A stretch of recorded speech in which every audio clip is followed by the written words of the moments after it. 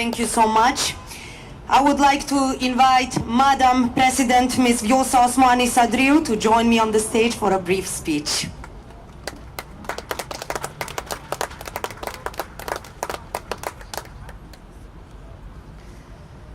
Faleminderit shumë. Good afternoon, everyone. Mr. Ambassador, dear Jeff, Major General Stephen Osborne, të nderuar Zoti Regjepi, Zoti Mustafa, të dashur pjesëmarrës, shumë të dashur fëmijë nga Korio Karina, të nderuar pjesëmarrës që sot na jeni bashkuar për të nderuar presidentët e Shteteve të Bashkuara të Amerikës, miqtë e mëdhenj të Kosovës, friends of Kosovo and friends of the United States.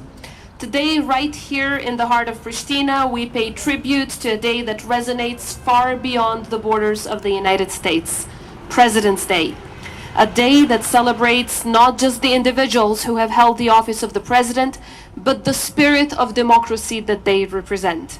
It is a spirit that the United States of America has shared generously with the world, and one that has had a profound impact in our own journey as a country.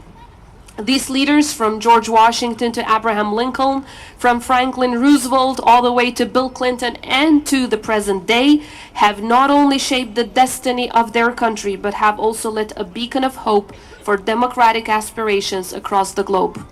Their legacy teaches us that leadership is about putting service above self, and that the true measure of a nation's greatness lies in its commitment to the dignity and the rights of all of its citizens, but equally so, to the alliances and partnerships it builds. The relationship between the United States and the Republic of Kosovo is a testament to these shared values. From our struggle for freedom and independence, to the building of our strong, resilient, and democratic institutions, the United States has stood by us, offering support, guidance, and friendship.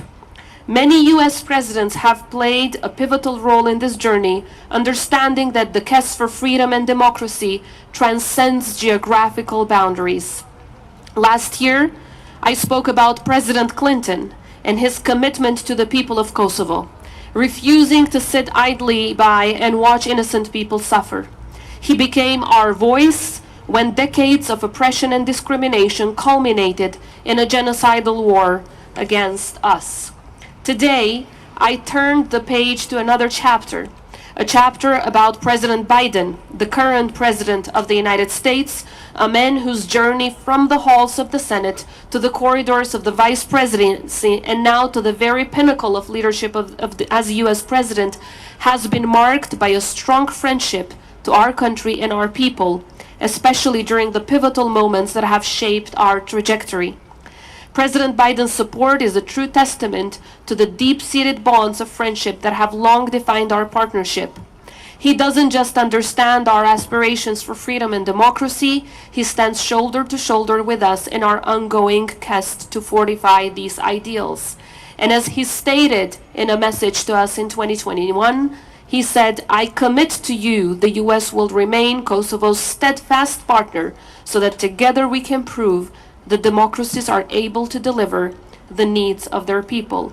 And just yesterday, we all commemorated another special day, the day of recognition of independence from the United States towards the Republic of Kosovo through an extremely strong and supportive message by President Bush, who was the very first president to receive a delegation from the Republic of Kosovo after we declared independence.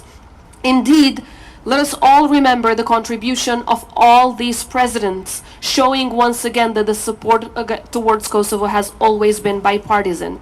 And let us also remember that democracy requires constant vigilance, dedication, and a willingness to act in the service of the common good.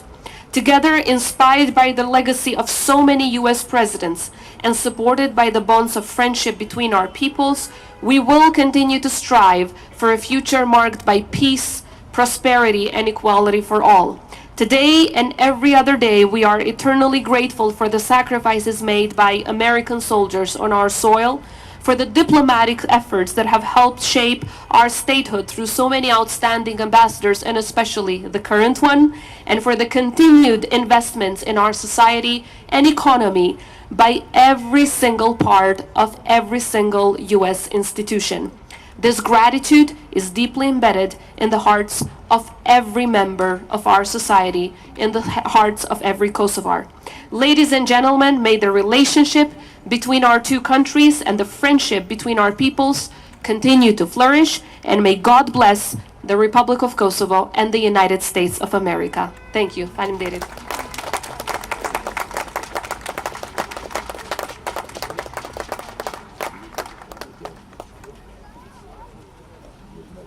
Thank you, Madam President. I will kindly also ask the U.S. Ambassador of the Republic of Kosovo, Mr. Hovenier, to join me on the stage.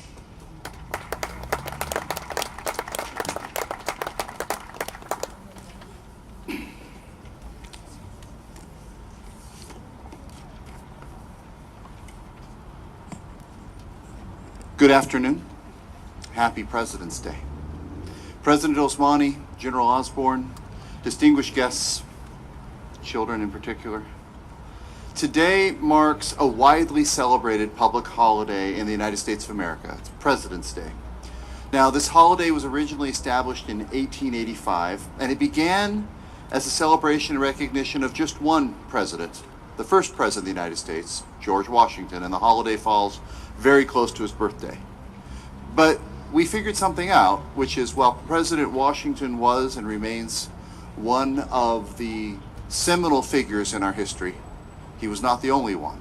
And we took a decision as a society to make the holiday more all-encompassing and to include and honor all United States presidents from the past to the present, which is precisely what we're doing here today in Pristina.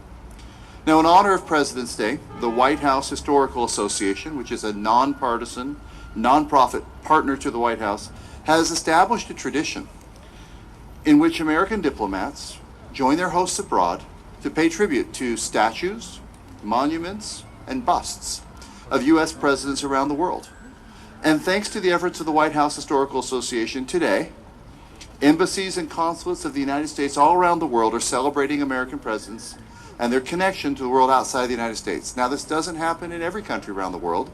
It only happens in countries that have made the decision and made the effort to have some representation of a United States president in other countries. So today in the United Kingdom, people will be gathering around a statue of John Adams. Today in Paraguay, people will be gathering around a statue of Rutherford B. Hayes. There's a trivia question for you. And of course, today in Kosovo, we are gathering around a statue of President William Jefferson Clinton. Now, I am proud to join my counterparts around the world in paying tribute to the office of the President of the United States of America and recognizing the strong U.S. connection with the people of Kosovo, as embodied so clearly by this statue of President Clinton. And I'm truly honored, and on behalf of the United States, I can say we are all collectively truly honored that President Osmani and her team have led the effort to ensure that today, on this day, on President's Day, we pay tribute to all U.S. presidents, and we pay particular tribute to President Clinton. Thank you, President Osmani, for paying tribute to our holiday in this way. We appreciate it. Now, I believe this initiative, while it is a global phenomenon, is particularly relevant and special here in Kosovo. Last year, I quoted President Clinton, and I hope you will forgive me if I do so again, because I think his words are so important in underscoring his personal commitment to this country and to the people of Kosovo. In 2019, when President Clinton visited Kosovo, he said, quote, "I will always be proud of the fact that I happened to be the President of the United States when you needed someone to stand up and say no more ethnic cleansing, no more people running out of their homes, no more killing innocent civilians. There's got to be another way." And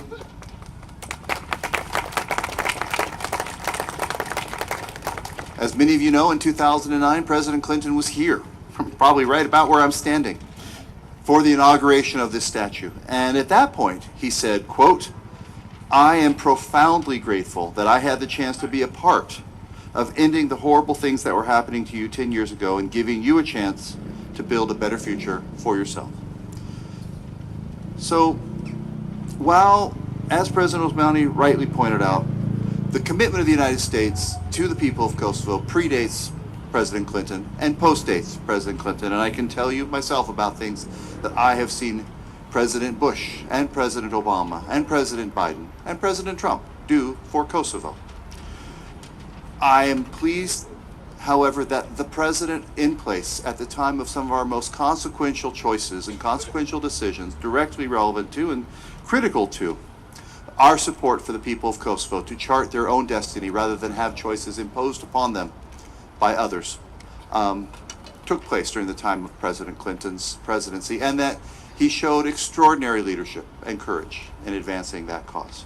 Thank you all for joining us today. Thank you for letting us share our president with you, because I think many of you tell me he's our president. I couldn't say it any other way. And thank you on behalf of the United States of America.